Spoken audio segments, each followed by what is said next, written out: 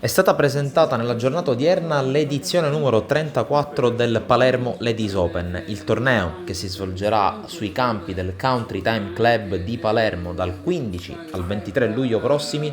Si ripromette di essere ancora una volta il secondo appuntamento più importante nel massimo palcoscenico tennistico femminile nel nostro paese, dopo gli internazionali BNL d'Italia che si svolgono come di consueto a maggio sui campi del Foro Italico di Roma.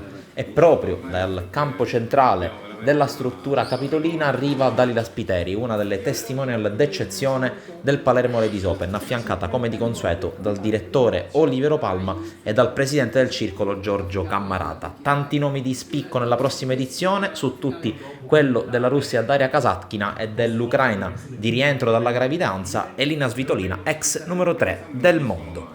Sicuramente è una crescita continua, la partecipazione di Daria Kasatkina, serie numero 1 e best ranking 8 del mondo, sicuramente è una certezza, ma anche la partecipazione della Svitolina, ex numero 3, ma di tutte le migliori italiane, la Cocciaretto, la Jasmine Paolini, la Bronzetti, finalista dell'anno scorso, Martina Trevisan, Sara Errani, sicuramente danno l'idea di un torneo importante, un torneo amato dalle giocatrici, e ce ne sono anche altre giocatrici importanti come la Pavlyuchenkova, la Kenin, che sono fuori dalla lista oggi, ma di uno di due, quindi probabilmente giocheranno.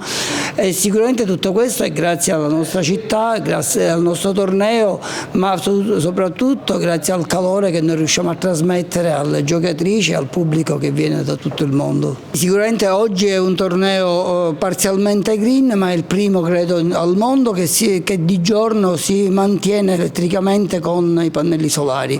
Un altro anno ci auguriamo di poter mettere anche le batterie, così da essere totalmente avulsi dalla corrente tradizionale, e quindi questo è una svolta green non trascurabile in questo momento. Per quanto riguarda il torneo, sicuramente anche quest'anno ha fatto una grande svolta di pubblico, perché abbiamo raddoppiato i numeri, siamo a 6.000 biglietti venduti. Ci auguriamo che il pubblico continui a partecipare, perché si sostiene fondamentalmente con l'incasso della biglietteria. Un bello spot televisivo sta girando in tutti gli aeroporti nazionali, dove mettiamo in evidenza le bellezze della città di Palermo, le piazze, i monumenti, il mare. Quindi ci auguriamo che questo possa spingere tanti turisti a scegliere Palermo, dove oltre a queste bellezze possono incontrare anche delle famose tenniste. Quest'anno finalmente sto giocando e sto giocando pure bene e sono in forma, mi sento bene e non vedo l'ora di giocare anche qui a Palermo. E come hai detto tu, vengo da ottimi risultati che, diciamo, Roma primo turno di un Master 1000 in tabellone principale è stato qualcosa di unico e non vedo l'ora di riuscire a qualificarmi qui e giocare il tabellone principale di Palermo.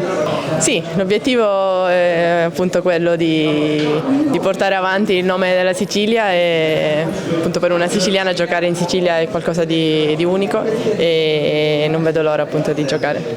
Beh, sicuramente ci sono le nuove ragazze che stanno andando bene, e in particolare una. Stiamo giocando bene, c'è un ottimo movimento, c'è sicuramente ottimo del lavoro che fanno i maestri qui in Sicilia e delle strutture, e vediamo un po'.